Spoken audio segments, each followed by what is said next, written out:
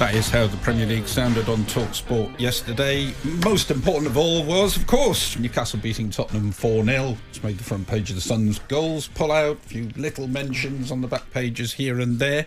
But it was a crushing win, quite a statement when you consider Tottenham are pushing for Champions League, Henry. And that Newcastle only had 27% possession. Absolutely. And they, look, your manager set your team up absolutely brilliantly. The way they pressed individually. Gordon's stamina. I mean, he was just fantastic. I know Isak got man of the match, and he probably did deserve it. £100 million Isak. They're all going to be in from in the summer. Yeah, well, that's not great for you. But I mean, look, how well did he play? How well did Gordon play?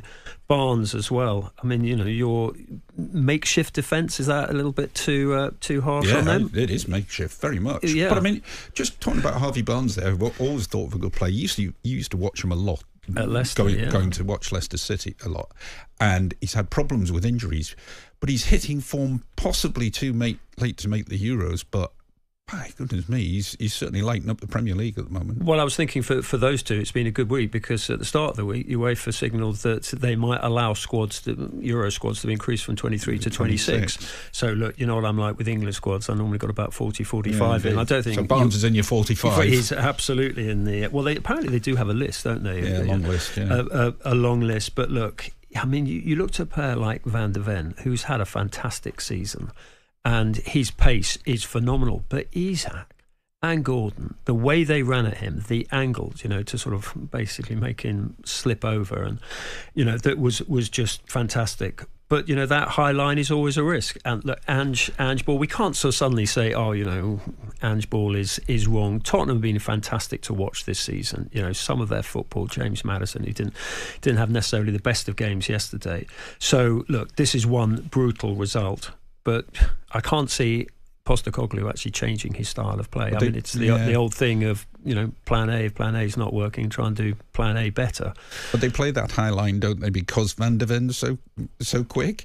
But it was interesting what Rio Ferdinand was saying on TV about the fact he just keeps running fast and he doesn't know how to slow down. It was an interesting observation. Rio Ferdinand's analysis at half-time was on TNT, wasn't it? Yeah. I thought it was absolutely outstanding. And sometimes when you only have one pundit in the room, and he, particularly when it's a sort of, you know, time pressure there with sort of commercial breaks, he was really interesting.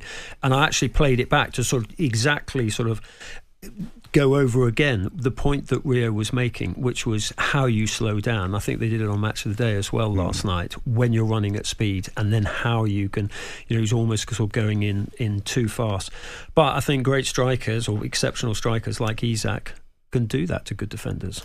And just a little shout out for Newcastle about the Royal National Institute for the Deaf, and how the cameras were focusing on the deaf kids yesterday, and when the goal goes in, you can touch the badge and it vibrates, so you can experience the atmosphere in the ground. A brilliant idea. To Newcastle, to their kit manufacturers, to Darren Fletcher, who was doing the commentary, who was brilliant. He kept, and you know, they kept on showing. Obviously, there were a lot of goals to show. Yeah, there was. Newcastle, so that shirt was sort of vibrating, and also to Dan Byrne, to actually doing the sign language and the celebration, and those kids, you know, and I imagine more clubs will do it. Very, very good idea. Great for the club. We touched on Manchester United a bit earlier with Ten Hag and Garnacho, but actually as a performance at Bournemouth, very sketchy again, wasn't it? Really, really poor. I mean, we know that Ten Hag's struggling with the injuries at the back, particularly at centre-half. You do need Lisandro Martinez back in there. You do need Luke Shaw back in there. They are missing that, but it's not simply about how the back four got exposed. It's that there's not enough protection in front of them. I mean, Kobe Mainoo's a terrific player, but he's what, 18, 19. Casemiro is beginning to slow up. He's got all that sort of positional intelligence, but he doesn't necessarily, of course, at his age, have that mobility. So there is some sympathy for the defence, but it's the attitude of some players. And look, we criticise Bruno Fernandes a lot because he moans and he occasionally takes a tumble and he winds up opposition fans. But at least he looks like he cares, and that is the number one priority for any player stepping out in Manchester United shirt. You have to play for that shirt. You have to play for those fans. I was watching on the television and it sounded like Manchester United fans were singing throughout, were defiant. A few more of their players need that defiance. They were fortunate maybe to get away with it at the end. It could have been given a penalty. You could argue that challenge continued into the box. Yeah, I mean, I thought that. And I also thought after the refereeing we saw during the week, particularly in the Champions League, the light touch on VAR. I mean, I thought the referee at the Arsenal game was fantastic against Bayern in terms of, did he really go to VAR? There was far more sort of confidence. And so you like to see that. You don't want the sort of the technological sort of invasion of a great flowing game, particularly with the Premier League, which seems to have a sort of forensic approach, whereas UEFA and the Champions League and those elite referees, including some of ours who go in and referee at that level, they're far more light touch. And they were trying to let the game flow. I mean, the start of that Newcastle game, there could have been about sort of 4 or 5 bookings, and then so they let it flow. But in terms of that one, I mean, you can make a case that both of them weren't. Well, certainly the first one was at the Adam Smith handball when the ball ricochets off him. Maybe there's a slight involuntary twitch of his arm, which led to the penalty being given. But that was possibly a natural reaction from him.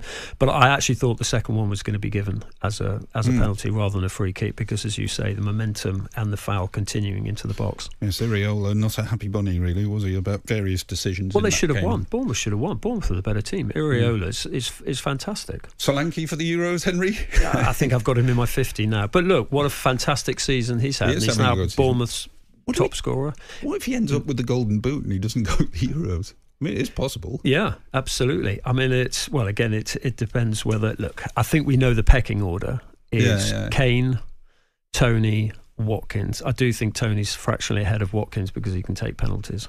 But also, Southgate will include Rashford as possibly sort of playing centrally as well. So look, Solanke, but look, what a season Solanke's had.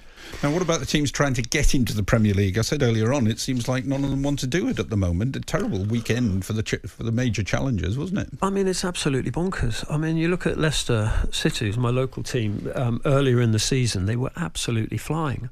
And you look at some of their players, they were all in form, the place was buzzing. I've been to a couple of games there. And then Leeds go on this run, and obviously their home form, because Ellen Road is such a special place, intimidating for opposition. The noise in there is raw. It's visceral. It's uplifting, obviously, for their own players. And then they get a result like that. Ipswich, who have been having a fantastic season under Kieran McKenna, obviously they ran into to Norwich, which is always a difficult game for them. When was that? Sort of 8 days ago. So yeah, it's absolutely crazy. The whole thing's almost become the sort of race for the playoffs. Well, it has, but there's been a nervousness around Leicester most of the season. Actually, they're not all sold on Maresca and his tactics, are they? What, the fans or the fans? That they it's not like it used to be. They like it a bit more forward, pragmatic. Not pragmatic. Go for it. Let's knock a long ball into. They got two good wingers into Vardy when he's on. Yeah, but I mean Vardy's been mainly on the bench. But I mean the two wide players are pretty useful. Coventry have dropped off, haven't they? When they looked like they were going to get into the playoffs, they've got this semi-final coming up, and they're hitting bad form at the wrong time. Yeah, I mean, but maybe they can sort of claw it back in. When's the semi-final? Next weekend. So maybe they can claw it back in. I think they're too far. I think they're too far. Are they too far off now? What about Southampton? I mean, it was interesting. Well, Southampton. I mean, some of their football early in the season, and what a good manager they've got. But just on Coventry, talking to a Coventry City fan last night, he'd basically said that he thought the playoffs was beyond them. So look. But they could be. Well, they are going to Wembley in the FA Cup semi-final. And look, Mark Robins. I take your point that they've slowed up in the league. But what a job Mark Robins has done there.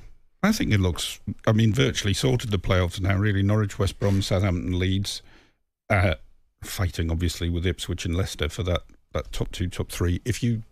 Having watched quite a bit of this season, if you were to nail it down, who do you think the top 2 would be? Who would go up? I mean, it changes every day. I mean, it's only 2 from crazy. 3, though. It's only from Ipswich, Leicester and Leeds. Yeah, I think Ipswich could slip into the playoffs. And can you imagine a Ipswich against Norwich playoff? They have hit the skids a little bit. Ipswich, what was it? Draw Middlesbrough yesterday. But sorry, have you looked at their budget? Have you looked at the fact they've just got up? You know, they've obviously getting this new investment going into the training ground. No, I'm not criticising. I'm just saying that Kieran McKenna has done a magnificent job this season, regardless of how the season ends. If he gets them up, I mean, he deserves Manager of the Year probably for almost the whole league. On AM, on DAB, via the talkSPORT app, and on your smart speaker. talkSPORT.